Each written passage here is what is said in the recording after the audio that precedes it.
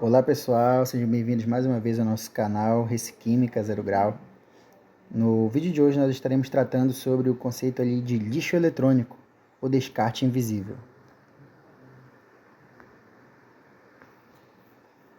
Temos aqui uma mensagem, né? O futuro é energia verde, sustentabilidade, energia renovável. Para trazer um pouquinho ali, né, da questão de conscientização, para entender que o nosso futuro vai depender, né, dessas pesquisas aí que visam tratar a energia verde, né, energia sustentável, e a questão de sustentabilidade, né, buscando ali novas formas, novos mecanismos de reciclar e utilizar novas tecnologias e metodologias para tratarmos aí todos os resíduos gerados aí pela sociedade. Vamos trabalhar primeiro o conceito do que é lixo eletrônico, ou também conhecido como e-lixo. Nada mais é do que aquele acúmulo, né, de lixo que a gente tem ali na nossa gaveta, na nossa casa, onde são ali equipamentos contendo misturas complexas de metais, polímeros e ligas, onde temos alguns elementos químicos, né, presentes ali, como por exemplo cobre. A gente sabe na fiação de alguns cabos possui o cobre, a questão dali de alumínio, prata, o próprio chumbo, né, o mercúrio, o cádmio e o níquel. Níquel, né, mais conhecido ali naquelas baterias eletrônicas e tudo mais. Temos também, principalmente ali nas baterias, onde temos aí a questão da íons de lítio, né, presentes ali, compostos também de cobalto, e a presença também de eletrólitos inflamáveis. São confusões de alguns eletrólitos, né, utilizados aí na produção de placas eletrônicas.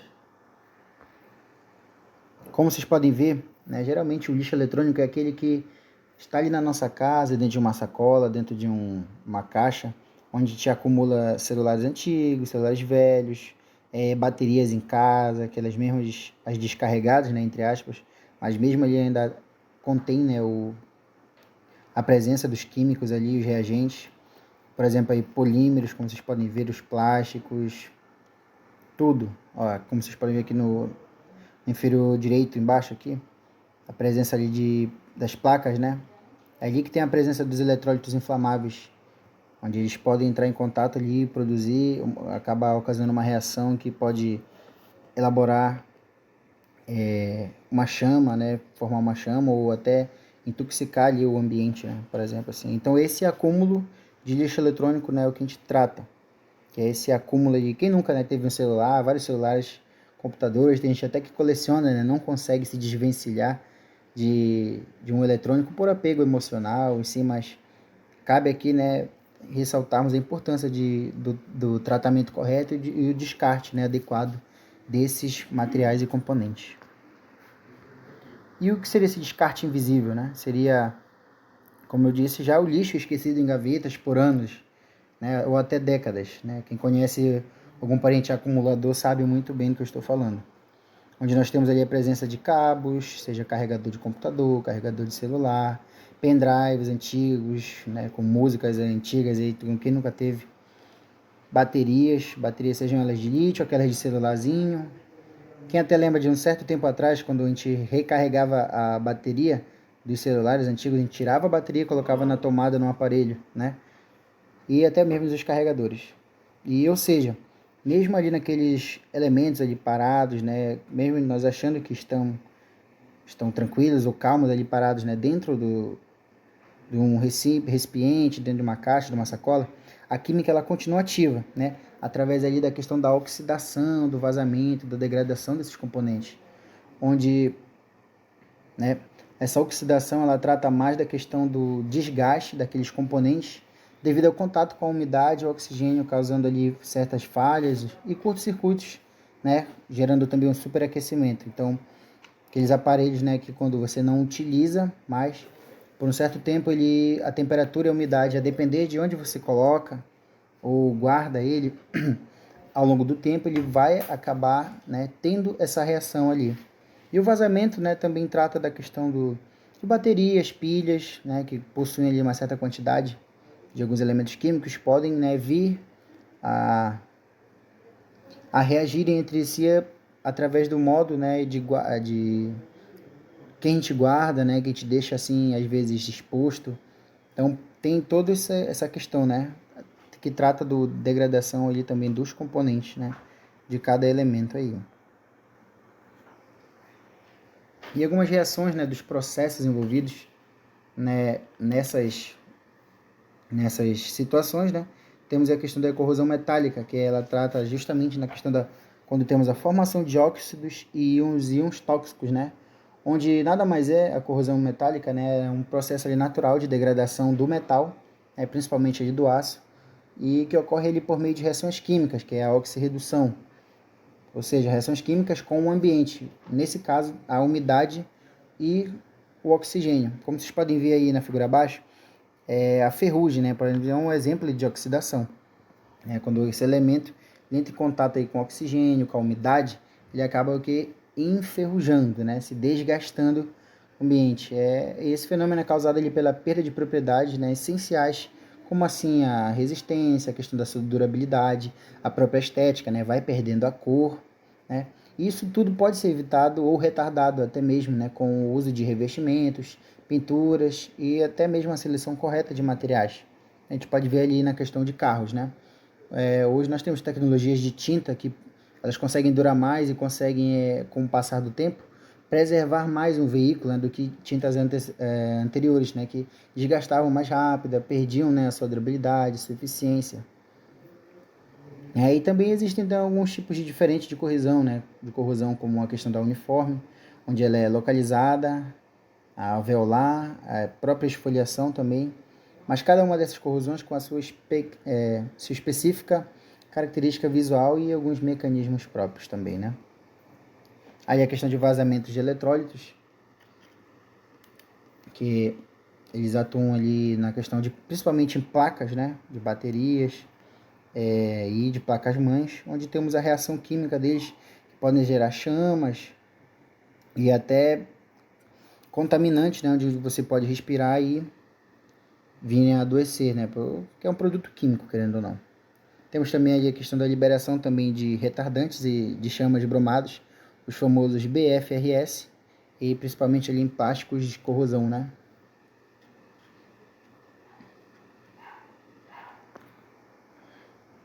E algumas substâncias perigosas, né, pessoal, que a gente pode estar atento aí, né, caution, ou seja, precaução, todo o cuidado, né, de algumas substâncias que estão presentes e elas são perigosas, né, que estão presentes nesses elementos.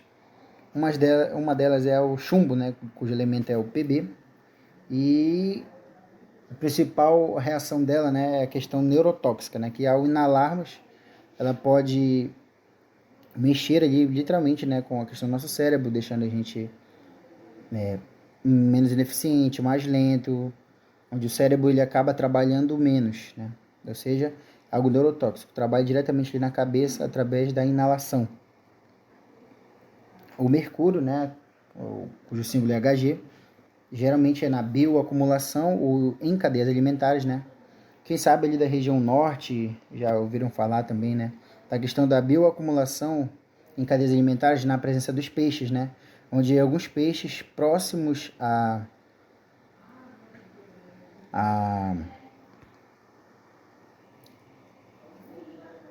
aquelas construções que nós temos e das próximas às hidrelétricas, né? Tem casos de peixes que acabam se alimentando do mercúrio que aquelas hidroelétricas, né, acabam despejando no rio. E os peixes se alimentam, então essa bioacumulação, os peixes se alimentam desse mercúrio e que por conseguinte, né, por consequência, vai acabar indo para a mesa dos consumidores, né, principalmente os ribeirinhos e tudo mais. Temos também a questão do cádmio, né, que ele é mais carcinogênico, né, ou seja, está presente em baterias. E os BRFS, né, que são os persistentes e disruptores endócrinos, ou seja, aqueles que acabam, né, trabalhando ali diretamente, né, a questão do intestino, endócrino e por aí vai. Alguns dos impactos ambientais, pessoal, gerados por esses elementos químicos, né, presentes nos compostos eletrônicos, é a solubilização de metais pesados em água e solo, né? Então, o descarte incorreto ele pode gerar essa acumulação, né, no lençol freático, impossibilitando o consumo ali dessa água potável próxima ao solo. Então, por isso que nós não descartamos assim diretamente no ambiente, né? que pode liberar, né, algum composto químico que pode ir se encaminhando ali para o lençol freático, próximo de uma correnteza, próximo de um rio, e interferindo assim diretamente, né, em todo um ecossistema ali de vida. Também temos a formação de lixiviados tóxicos, né? Por exemplo, a queima ilegal também, onde temos a liberação de dioxinas e furanos, que são os altamente tóxicos, né? Temos aí casos na questão da queima ilegal, a gente sabe, né, que são as queimadas, o desmatamento, o próprio desmatamento ilegal dentro ali da floresta amazônica, né? São um desses impactos ambientais gerados, né, onde tem uma liberação muito ali de gás carbônico para a atmosfera, né, com que faz que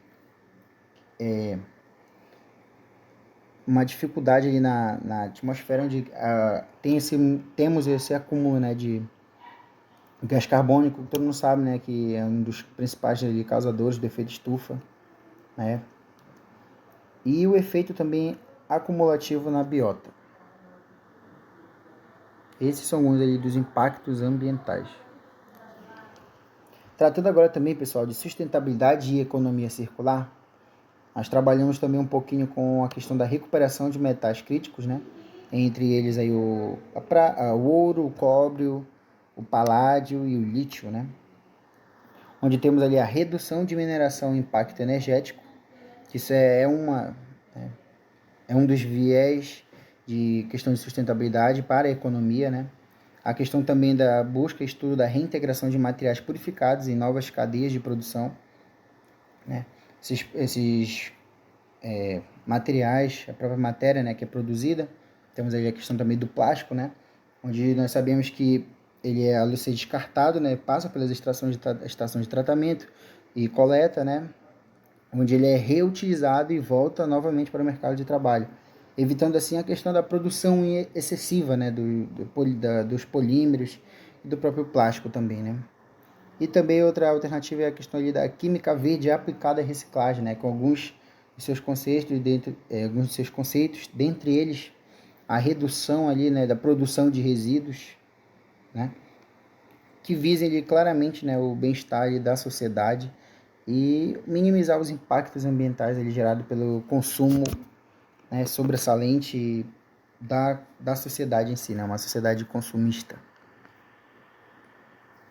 Tratando também agora de tecnologias de reciclagem na parte da nossa visão química, né, nós temos aí algumas tecnologias chamadas a pirometalurgia, né, que é a fusão ali para separar alguns metais, utilizada ali, né, na questão de placas, né, para retirarmos ali os compostos plásticos de alguns produtos químicos, né, para reintegrar, né, reutilizar o que podemos, né, e o que não podemos, né, nós neutralizarmos para que não tenha um impacto, né, gerado diretamente aí no meio ambiente. Temos também a outra ferramenta, né, a tecnologia hidrometalurgia, onde utiliza-se as soluções ácidas para a extração seletiva, ou seja, uma solução específica que vai atuar diretamente ali numa extração específica de algum ácido ou alguma base específica daquele componente, né, separando ele. Temos também a biolixiviação, onde temos a atuação ali de bactérias que vêm a solubilizar os metais, ajudando ali nesse processo também. E a polimerização e remanufatura de plásticos, né, onde é aquele processo de coleta ali das garrafas, plásticos, sacolas, tudo isso para um reaproveitamento do ciclo, né, onde eles vão ser coletadas, tratadas e novamente, né, disponibilizadas aí para consumo.